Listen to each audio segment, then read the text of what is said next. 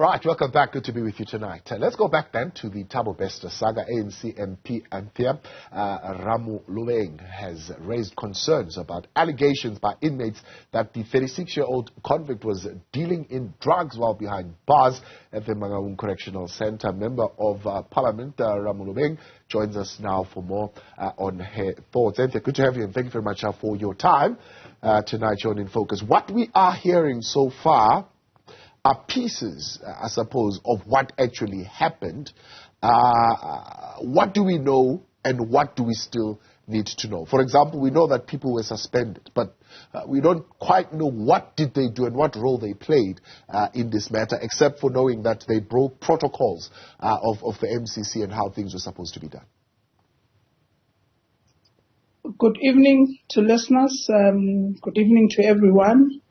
Look, the Thabo Bester matter is still has caught us, it has found us wanting in this instance. It's unbelievable what would have happened at the MCC.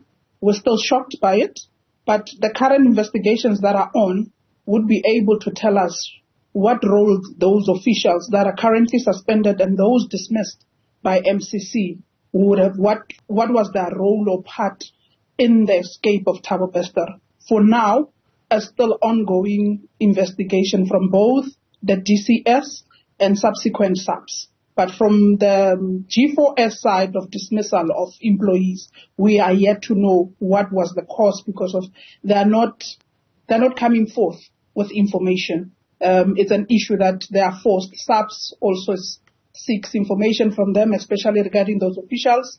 So on the G4S side, I will not be able to speak, but on the SAPs and the DCS, I know there are still investigations that are on. They are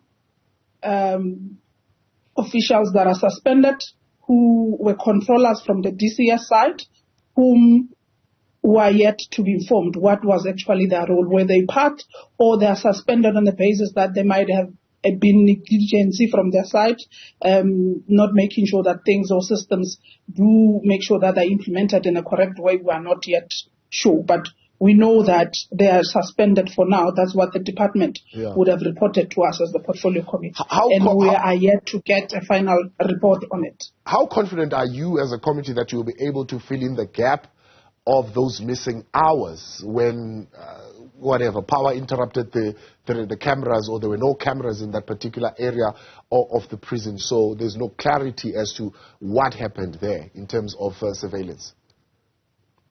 Look, the missing footage between 1939 and 4:11, it's unlikely that we might get that footage. If you would have listened to G4S, including Integriton, when it said they do not have a backup, meaning the systems run, and within the 7 days they're able to store or back up that info. After 7 days, that information gets to be raised and a new one gets to be done. So there's no server that it's able to store that information. I think that's one of the loopholes that their system has. That's one. Two, when the DCS took control, forcing the Section 112 to MCC, we were able to get from the DCS side the snippets of footage. That's why we're able to know that between 2:50 a.m. and 3 o'clock, there were two men seen on those footages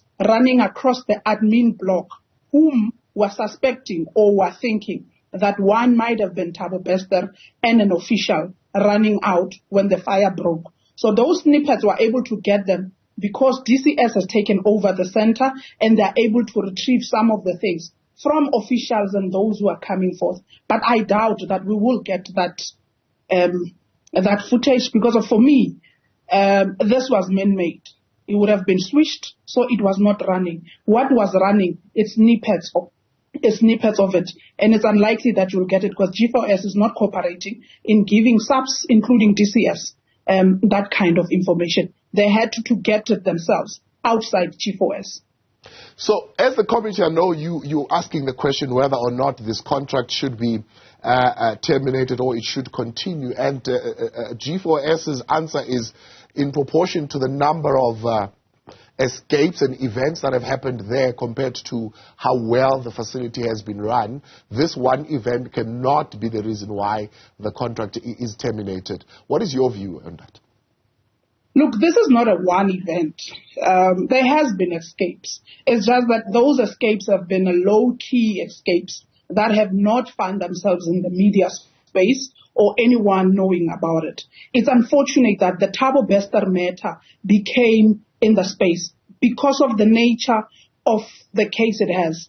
A Facebook rapist who is classified as high profile. So something went wrong. So if we were not made privy that there's this happening by inmates who questioned that this was not a suicide but an escape, we wouldn't be knowing that there has been an escape in MCC by now.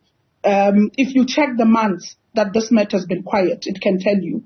Look, another issue is that on the basis of the contract, the portfolio committee can have its views on how we should go about this contract, but there are contractual obligations between the service provider and the department. And in this instance, the service provider would have been the board or the consortium that is running MMC, which is run by G4S in this state. So there are certain things or legal opinion that the department would have sought. So we're waiting for that to get a sense how do we navigate or how the department was going to navigate this. And we're hoping by that time, when they've sought that legal opinion, they will come to the portfolio committee and tell us that this is what legal practitioners are advising them on the basis of that contract.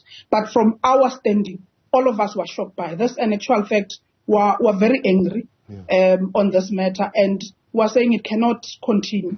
There are a lot of loopholes in that system. It's a well-run correctional center. What is worrying is that it's very difficult for you to make an entry to go in the MCC, including when you are inside. It's very difficult for you to go outside. Yeah. So that's why we're saying this was well orchestrated, because for you to be able to be given access of the center, there is a control room that manages everyone's movement. So it must have been officials and not just ordinary officials that are just working. There must have been a call somewhere that said this must happen on that day. Hence, they were able to have a car coming in and a car going out without a gate pass.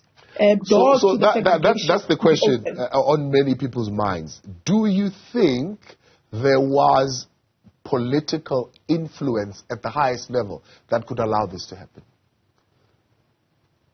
For now, I would reserve my comment on this. It would be my personal opinion that I would put, but evidence that are before us suggests that Thabo Bester might have used this influence in terms of money because it has been operating in the center. And it seemed some of the inmates that would have came forth, they made an indication that he was using patronage to get away with a lot of things that he would have wanted.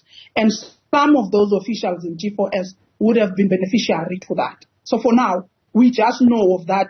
There's a lot of money that has been playing its part in this whole sequence. So we're yet to put in a high-profile politicians or any political influence in this matter. For now, I would say from my side, or for the level of evidence that is before us, I can't comment any further, except that there is a basis of patronage which is used in a form of money that has been at play in this matter. Anthea, I appreciate your time. Thanks so much for coming on tonight. ANC Member of Parliament Anthea Ramolobeng there.